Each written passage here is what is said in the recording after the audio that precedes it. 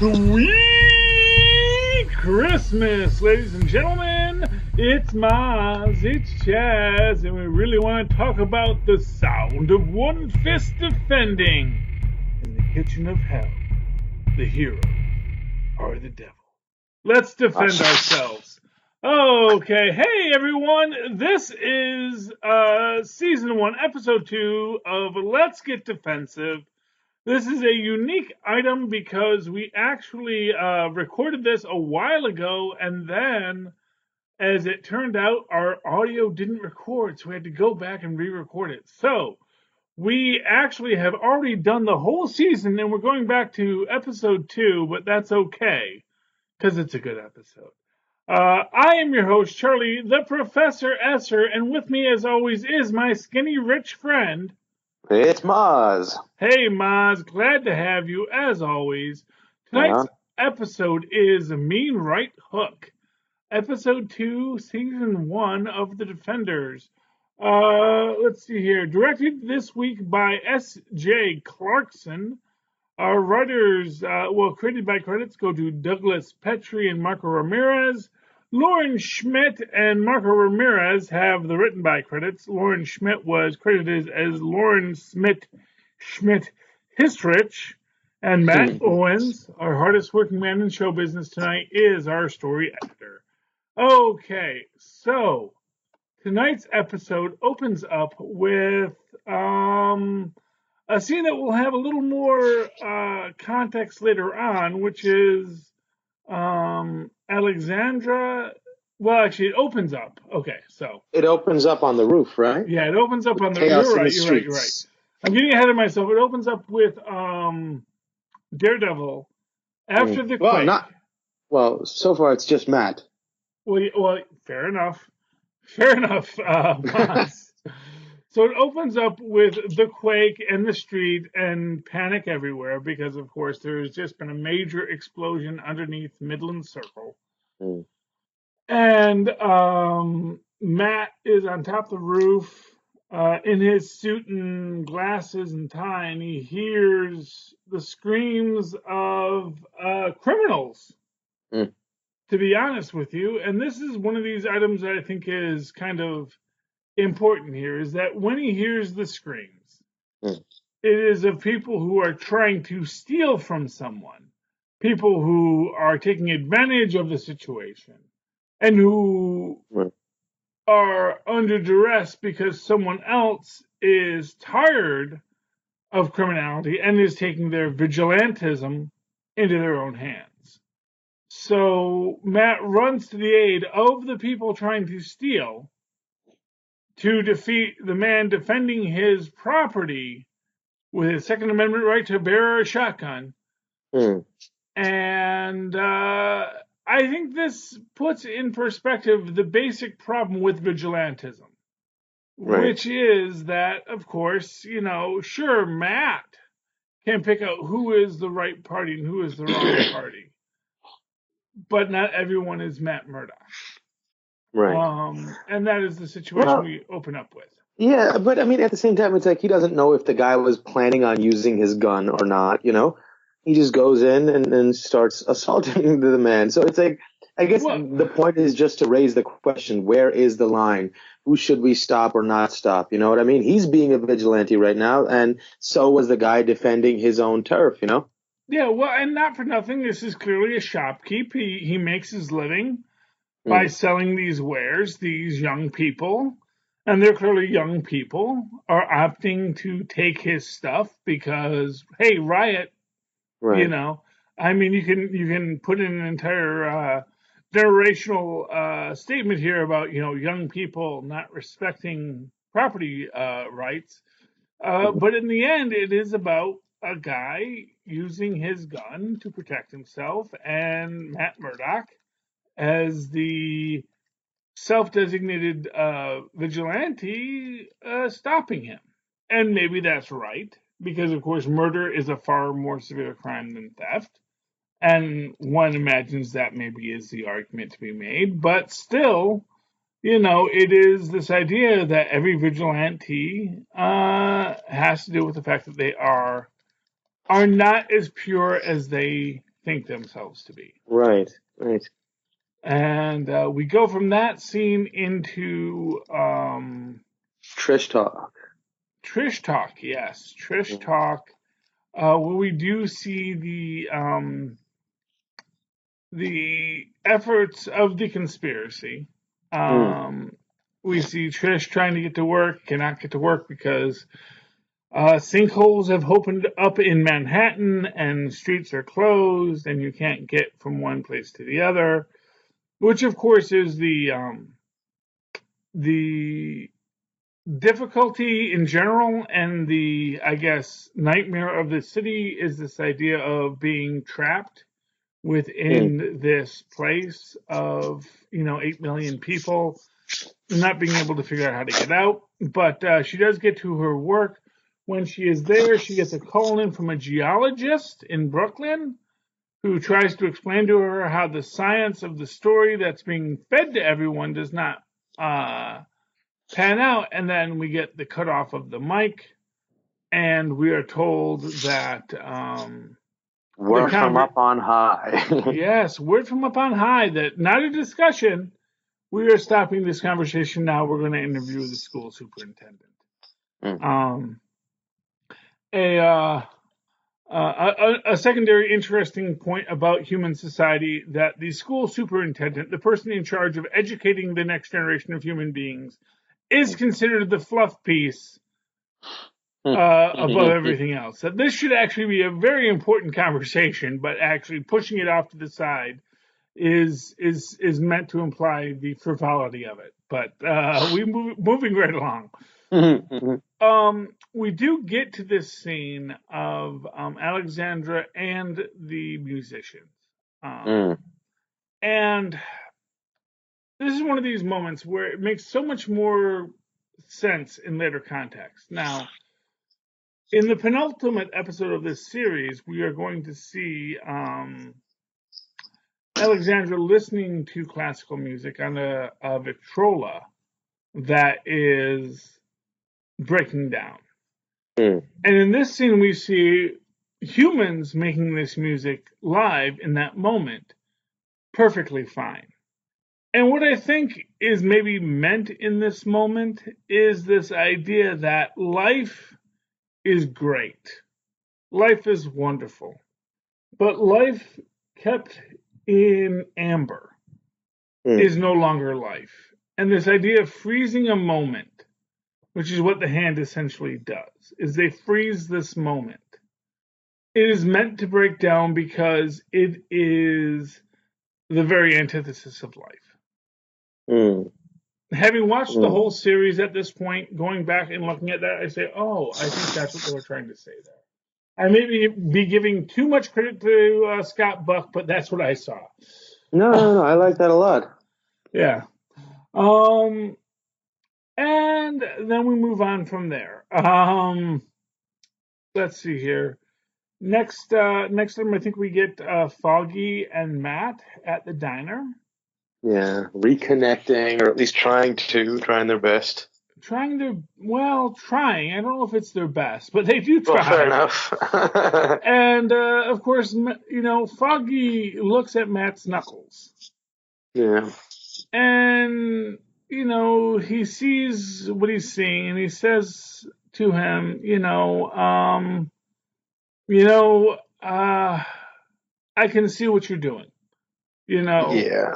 I know you met with Karen the other day and it was fine, but I can see that you went out last night. Right. He basically, he says you can trust me too. He doesn't know how to approach it. He wants to be a part of it again, just so he can have the help, And he's always on his side, but Matt's very, very defensive right now, because he's going through his own struggle if he doesn't know which side he wants to choose.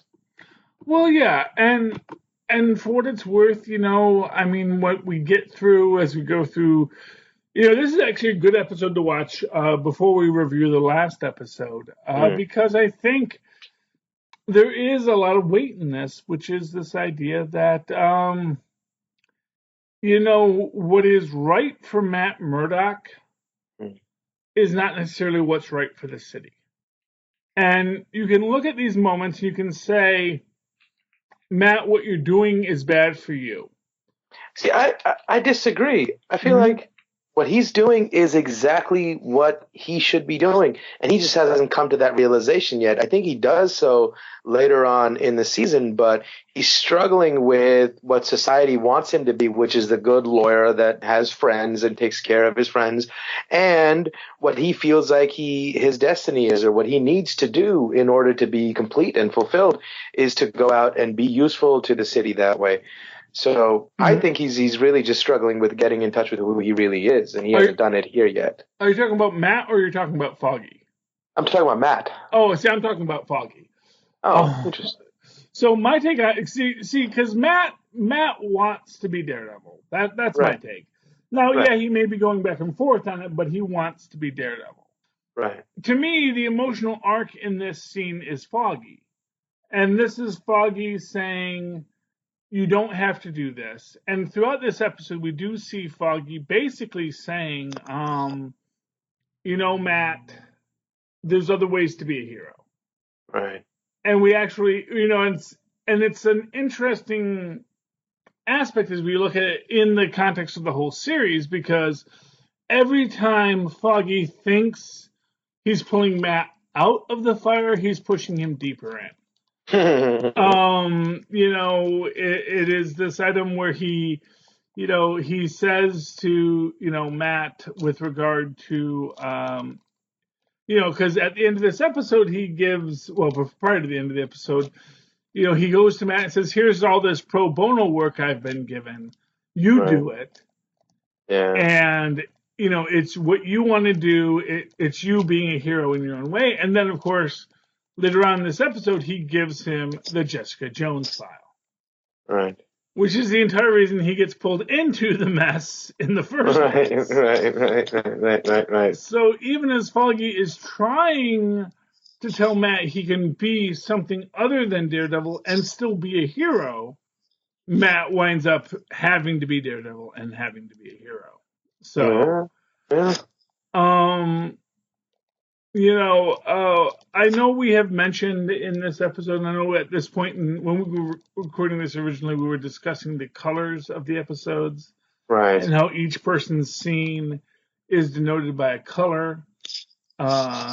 Green, yellow, blue, or red, and that this trope starts to break down in this episode, at least at the very end, where we Yeah. see Matt coming in to Jessica's defense at the very end, opening the red door, breaking the Right. blue interrogation room. And one of the things I noticed about this as colors start to blend, they move more and more to a natural lighting. Right. And I found that to be an interesting thing thinking back, especially in context of the Justice League movie just came out, and there's all sorts of conversations about the color palette in Justice League, that it's too Mm. dark, that it's too this or that, Mm. that it's too that. And that Marvel movies tend to have a much lighter color palette, or to be specific, they have a much more naturalistic lighting palette. So I do think that it's an interesting aspect here that as we're watching the Defenders grow, they start with that very stark, I'm one thing color palette. Mm. And then as it goes on through this episode and through all the later episodes, starts blending out into a white light color palette, which illuminates everything equally. Mm. And just a personal observation here. Pretty Um, cool. I wonder if they do any interesting things with the colors when two people are actually getting along versus not getting along, kind of deal. You know? yeah, I mean, these are fantastic things. Honestly, I think for all of, actually, I think Defenders is pretty good. It is certainly no Iron Fist as far as things to complain about, but I think it's actually pretty good. And I think that they actually managed to get a nice visual language throughout it, Mm. of finding a way to use those colors and those items, easily. And I do think that I have seen items. What I will think is when they're in conflict. And here's what I'll say Right, is that when they're in conflict, the colors are much more stark.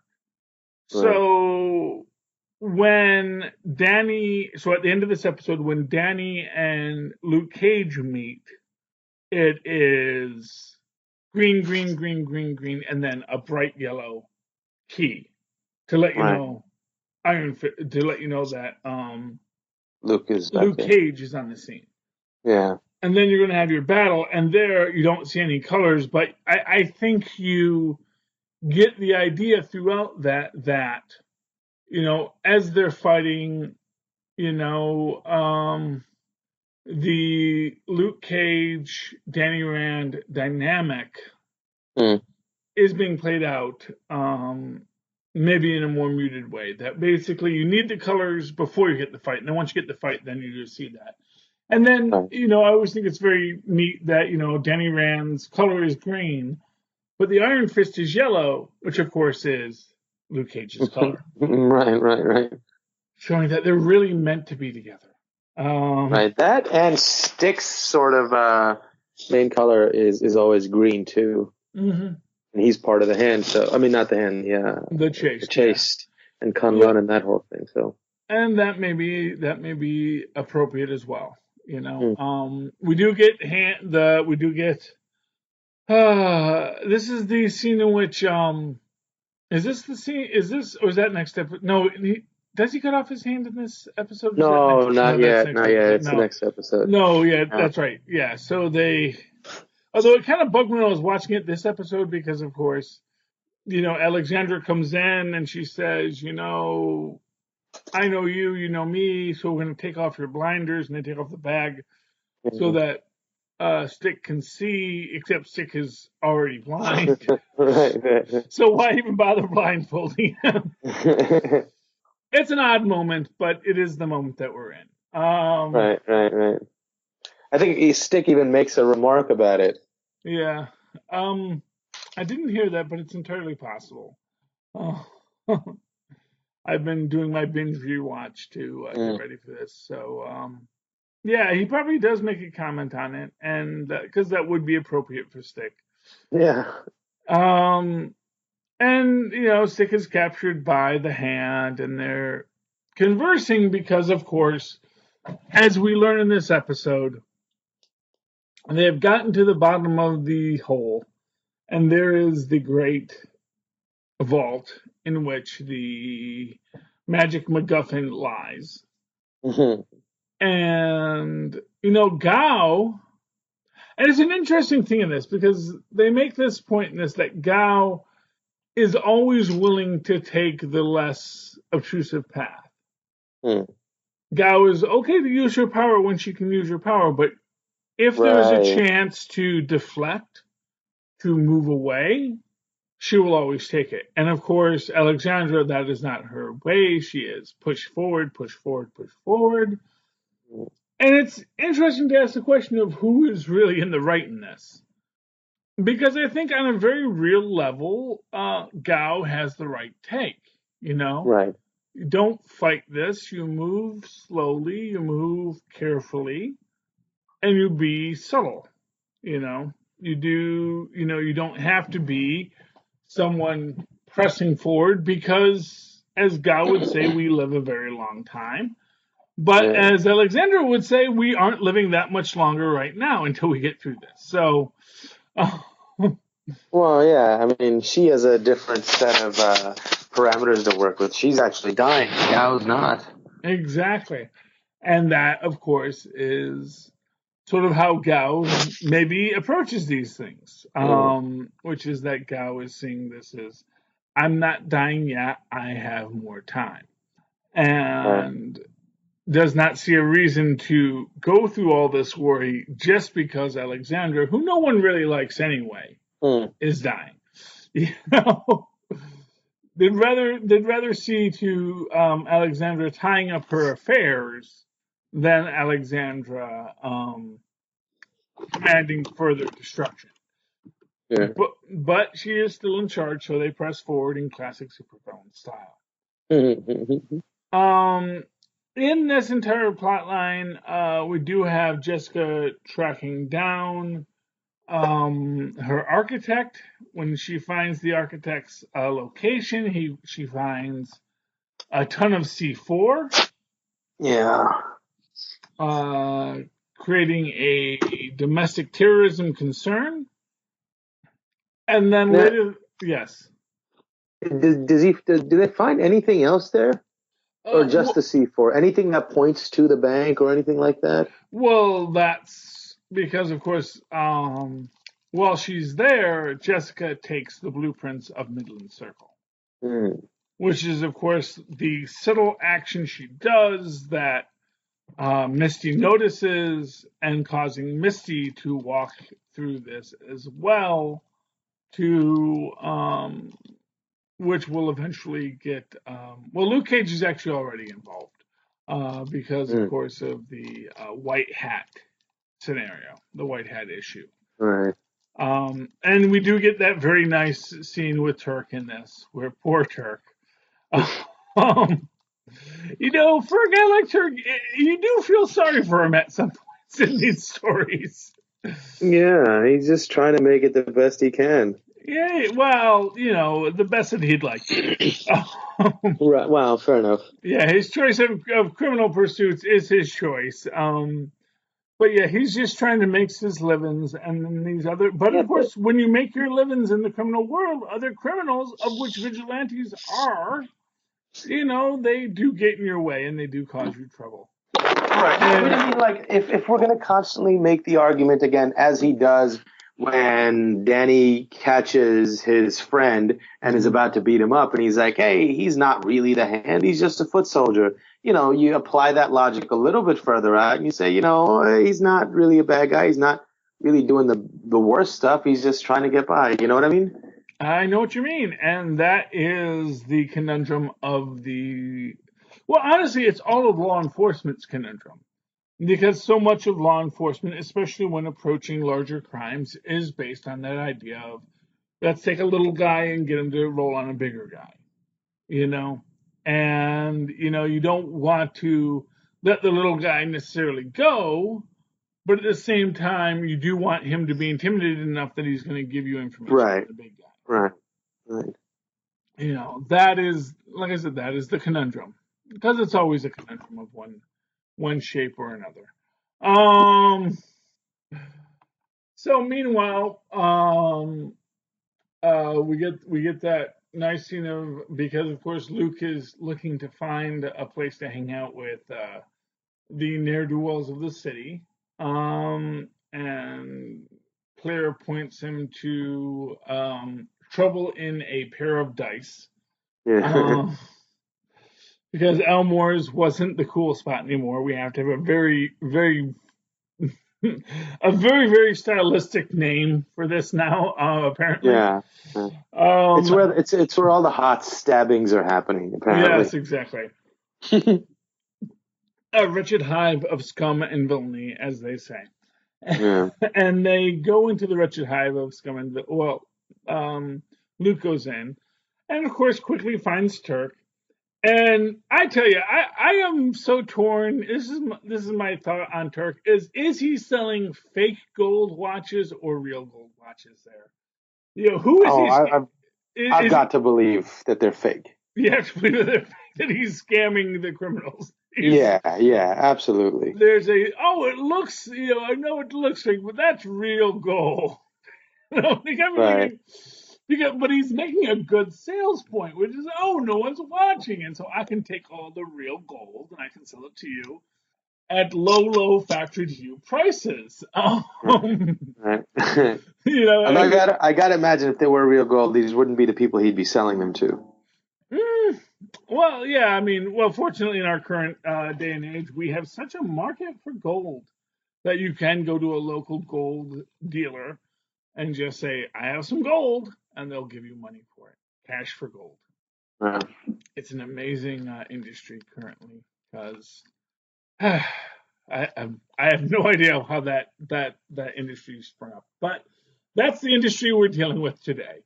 Um, Well, that and Bitcoin. So is Oh, that? Bitcoin, Good yes. Lord.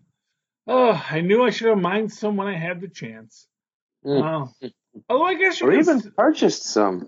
What was yeah. the? When was the first time you heard about Bitcoin? What was the price at?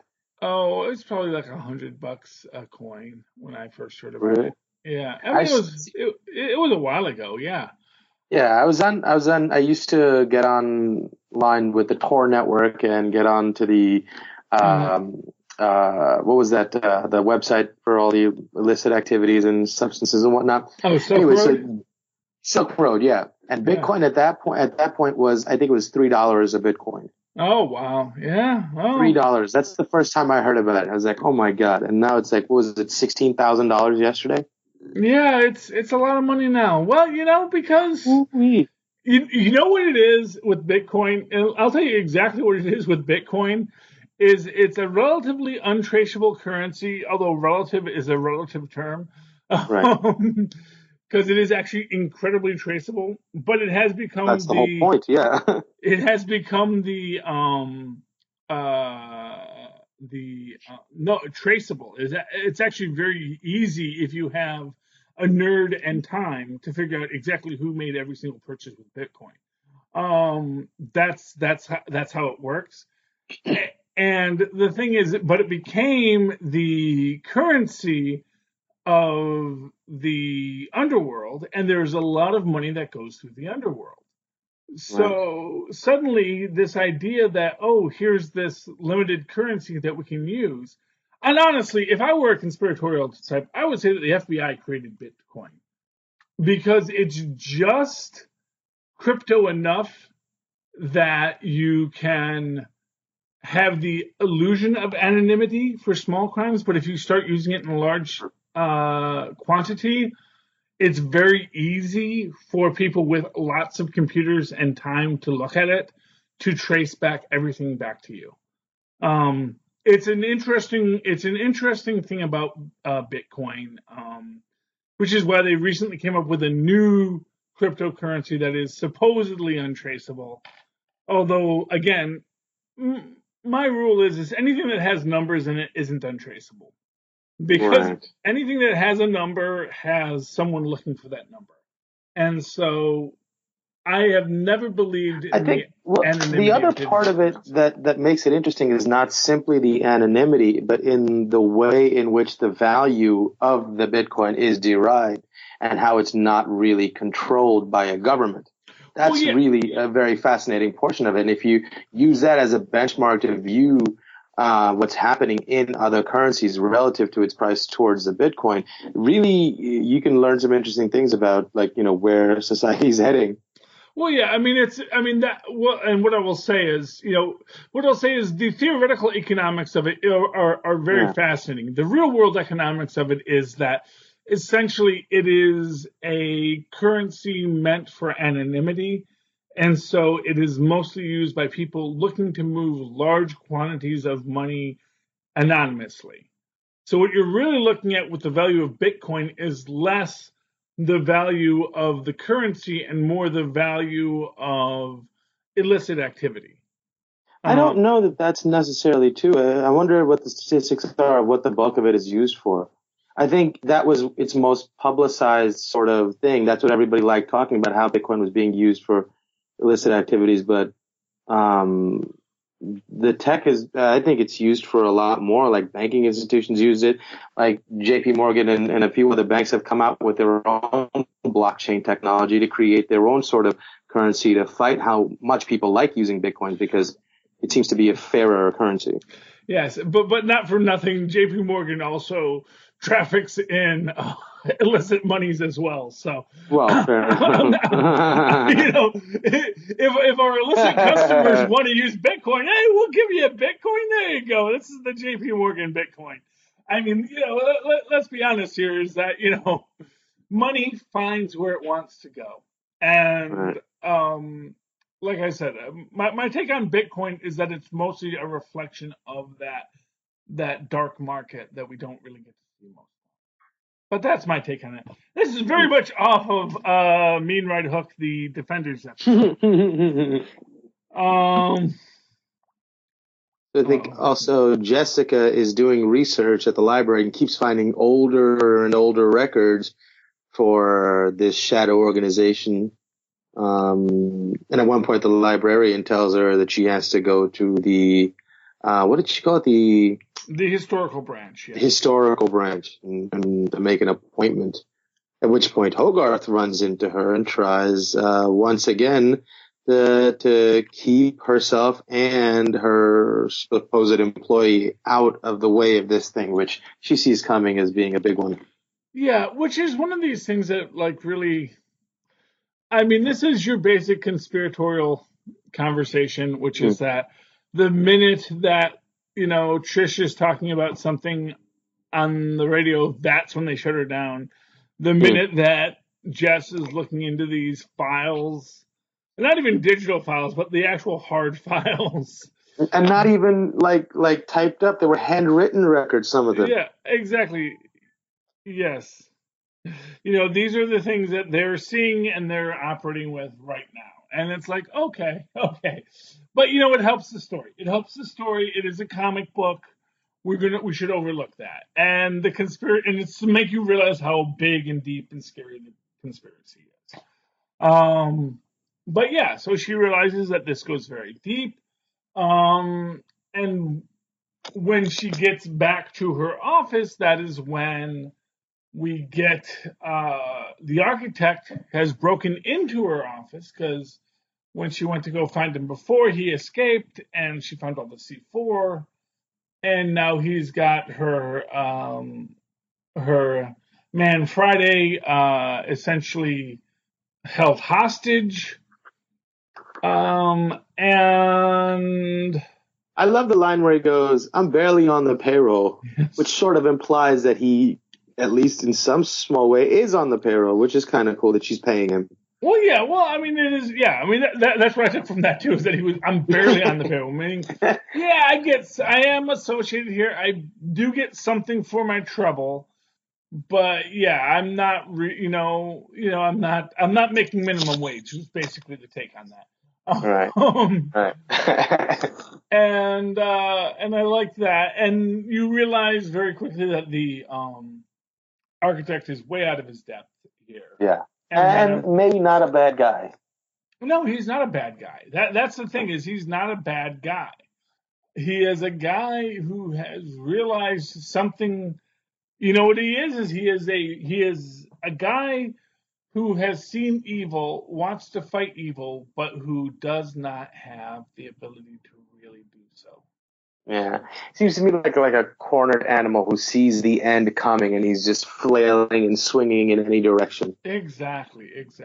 And when Elektra shows up, he chooses, rather than being, which I don't necessarily understand that idea. Right. Why it's better to kill yourself than be killed by Elektra. I mean, Well, no, because he says you'll never get this. So I thought he was pointing to some piece of his memory or his mind or his thinking that he was trying to keep away from the hand. Like they still wanted something that only he could do, that only he knew how to do, or something to that effect.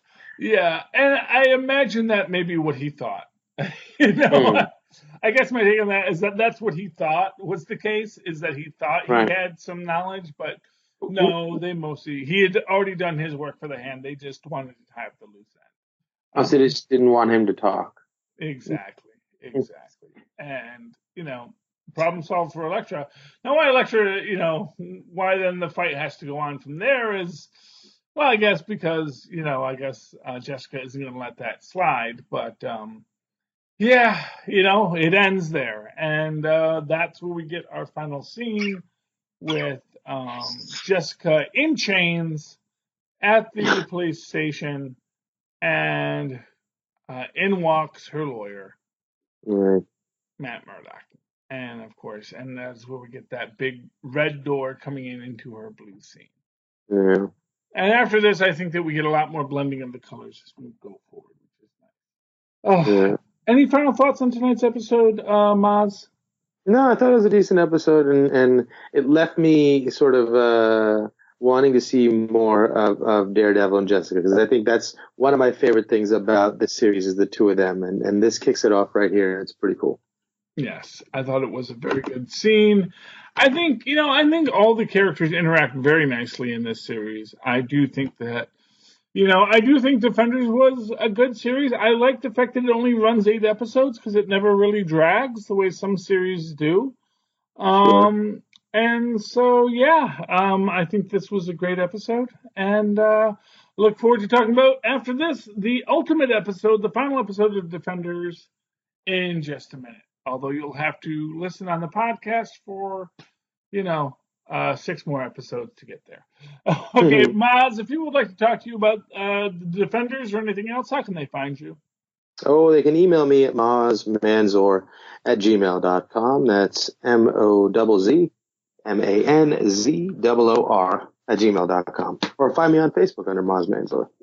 And, of course, you can always write to me in that old-fashioned email way the way our Mozz and Paz once did at superconnectivityblog@gmail.com. That's superconnectivityblog, all one word, @gmail.com. And, of course, follow me on Twitters as I live tweet Agents of S.H.I.E.L.D., The Orville, and several other shows when I feel like it, at Charlie Esser. That's CharlieEsser.